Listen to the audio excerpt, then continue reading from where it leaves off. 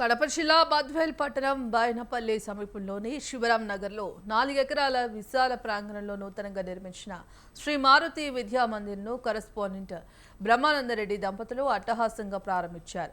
బద్వేల్ చిన్న పట్టణం అయినప్పటికీ ఈ ప్రాంత విద్యార్థులకు కార్పొరేట్ స్థాయి విద్యా బోధనను అందించాలనే సంకల్పంతోనే ఈ పాఠశాలను నిర్మించామని బ్రహ్మానందరెడ్డి తెలిపారు.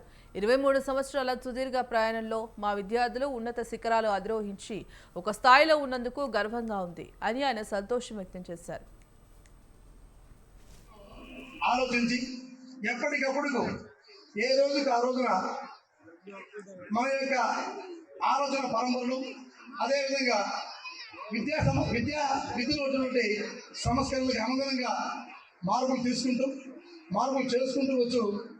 బద్వేల్లోనే గోపిరెడ్డి ఉన్నత పాఠశాల అంటే మేటి పాఠశాలగా మరియు ఎన్నోసార్లు టౌన్ ఫస్ట్తోనూ అదేవిధంగా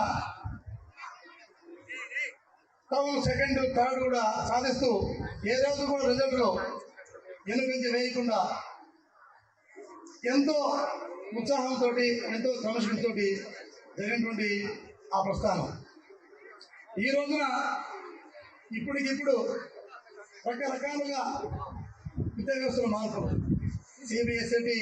సిబిఎస్ఈ సిలబస్ ఆల్రెడీ గవర్నమెంట్ స్కూల్లో స్టార్ట్ చేయడం జరిగింది.